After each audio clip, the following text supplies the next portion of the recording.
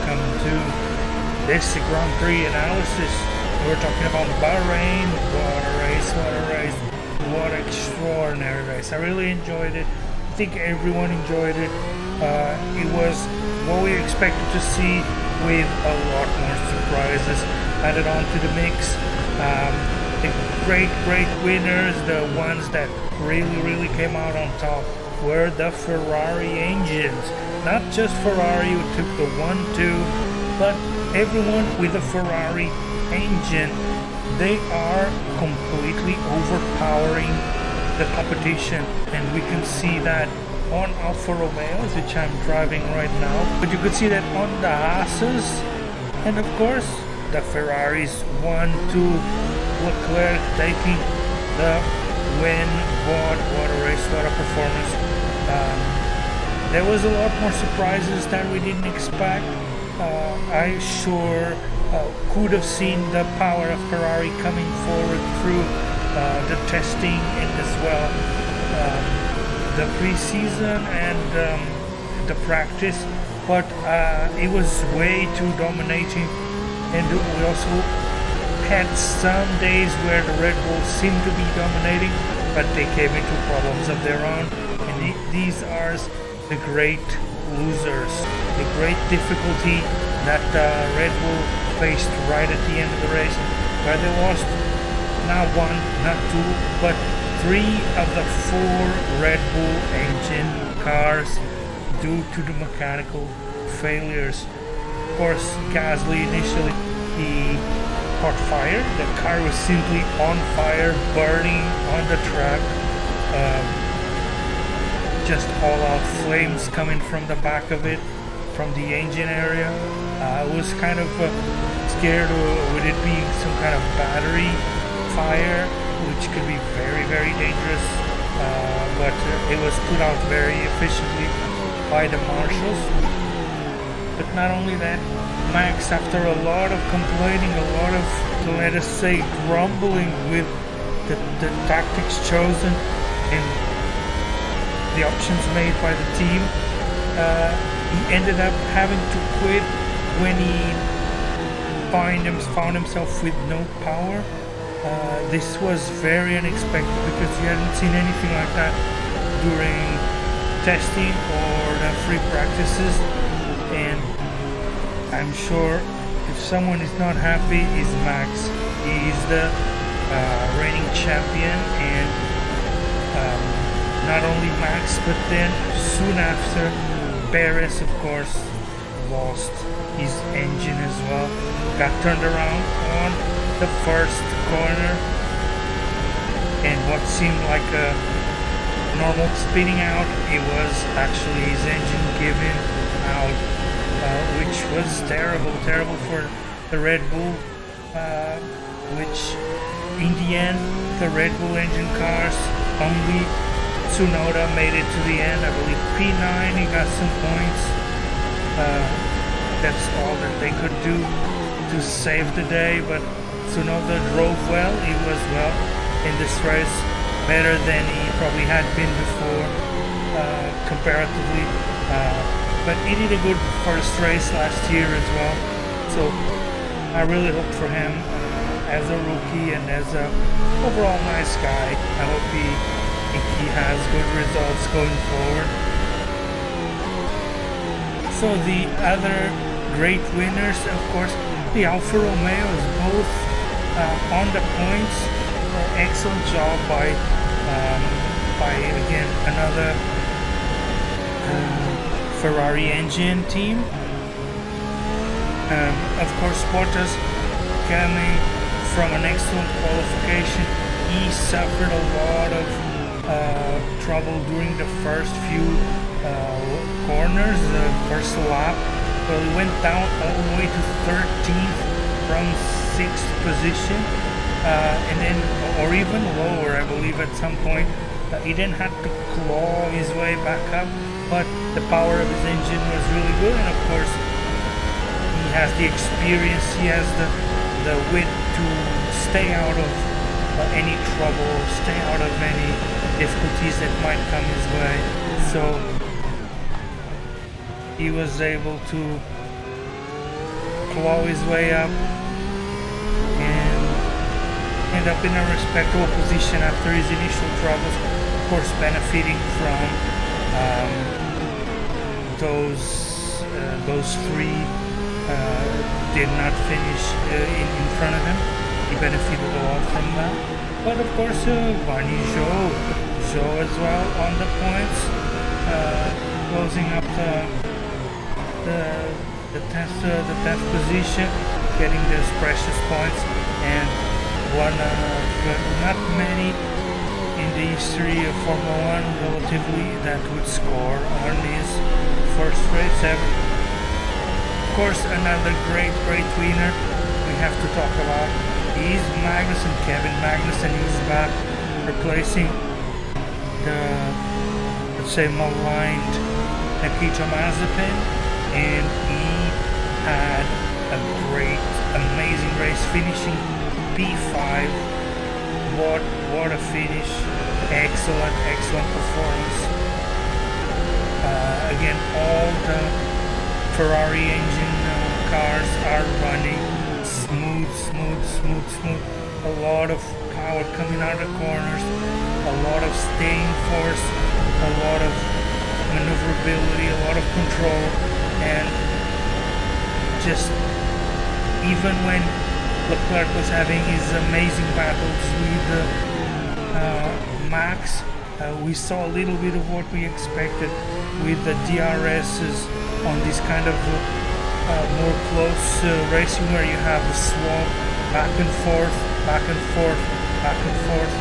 So I overtake you, you overtake me, I overtake you, you overtake me, stuff like this several times in the same lap. And Leclerc stated in the end that he was trying to be smart, trying to get Max to pass him right before the DRS line, so he would have DRS on the next straight, so he could then overtake him that way and get that extra horsepower coming from the drag reduction system from his rear wing. Overall, superb race. A lot of people are still disappointed with the McLaren. They are very poorly this year, and they're not alone. We have as well the dreaded Aston Martins.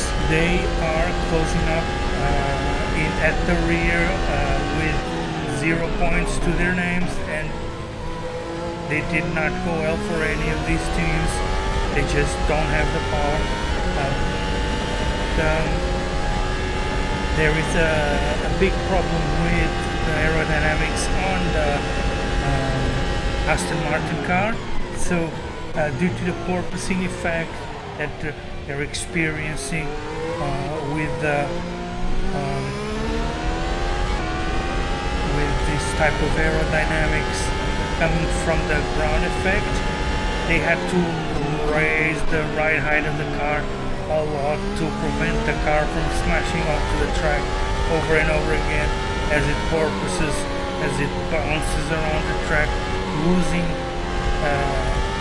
as it gets too low to the track, it loses that grip, it jumps up.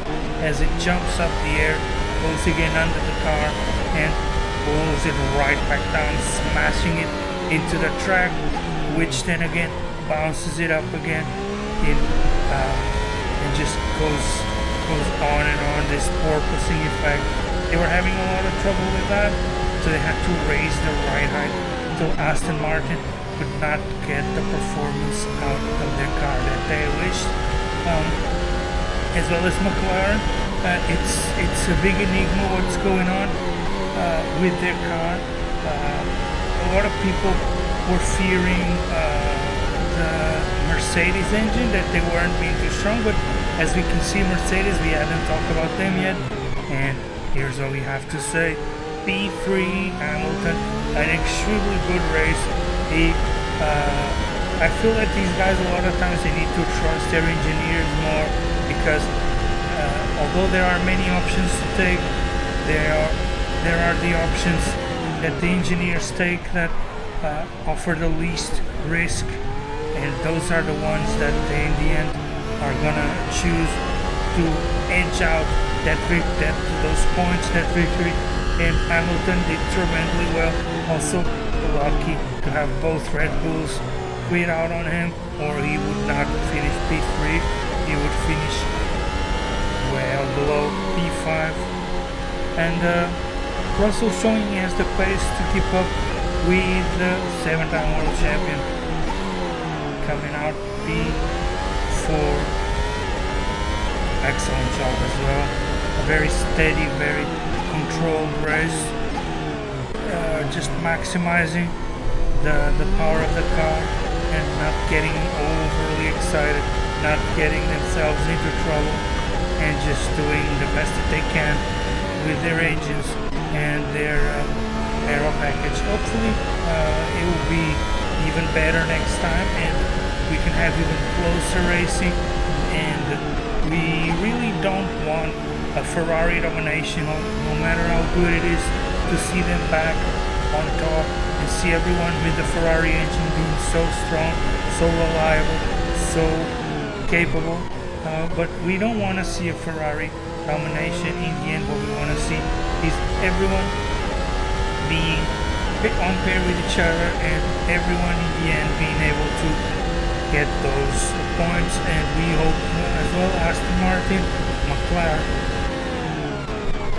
and those teams now running in the back, we hope that they will be able to step up, to bring their power forth, to bring their capabilities that we know that they have, and we can have exciting racing all around. In the end, it was a tremendously fun race for me to watch. I think there will be a great season ahead of us.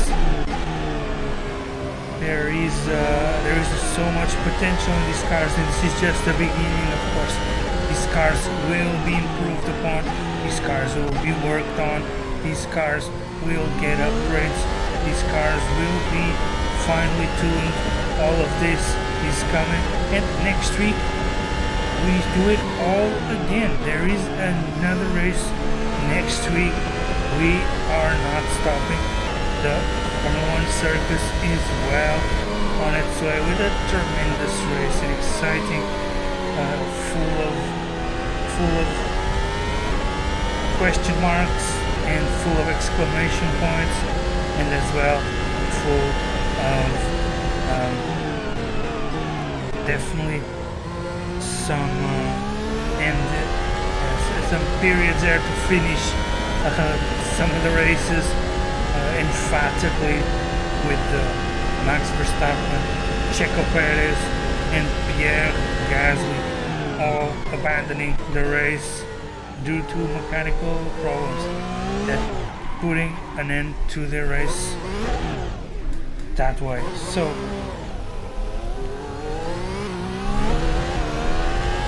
the great winners again, Ferrari, and the great losers at this moment are the Red Bull engines. We're having a very surprising initial part of the season, where the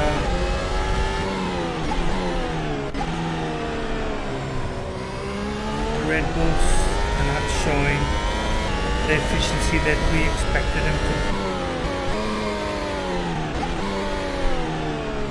Another team that was very good as well, both in the points, Alpine. I don't think we have talked about Alpine. Did a great job, even if their paint job is not as great as the job that they did on this race today, but they did it well, and they showed what they're capable of.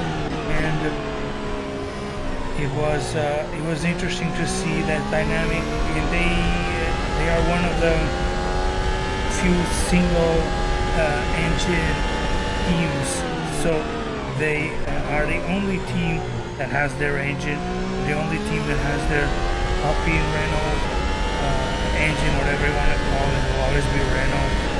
Alpine is just another word for high-end Renaults in the end.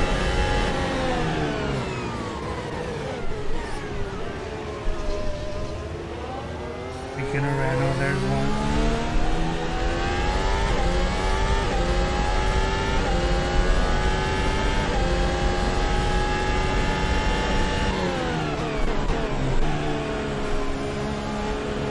So looking forward to what's going to happen next week in Saudi Arabia. Will the Red Bulls be able to fix their reliability issues? That's the great question in everyone's mind.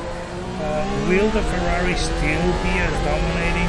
Not just the Ferrari themselves, but everyone with the Ferrari engine.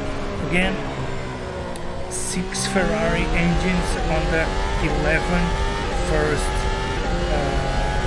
finishers, so everyone, 6 of everyone up to P11 had a Ferrari engine, and that's the 3 teams that run the Ferrari engines.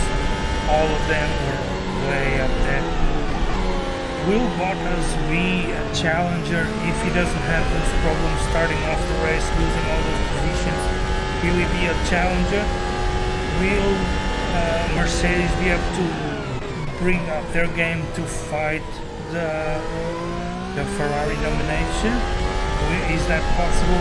What can they do in 1 week that they haven't done for the last 2 years? That we will need to see. Will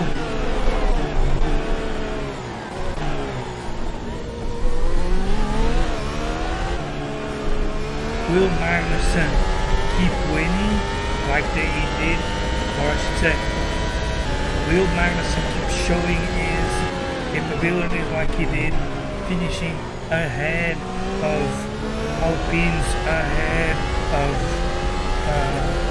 Alfa Romeos, finishing of course ahead of the Red Bulls, and well ahead of his teammate, which did a good job, but finished right just outside the points.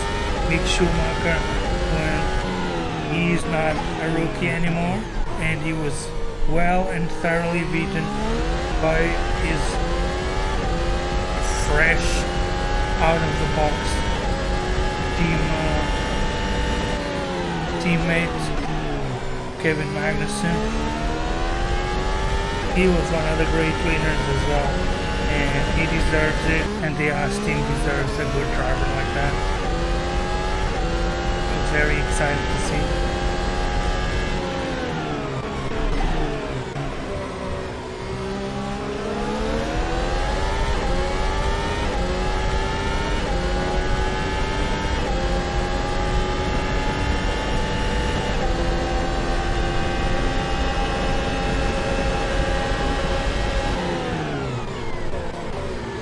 And that's it, done for today.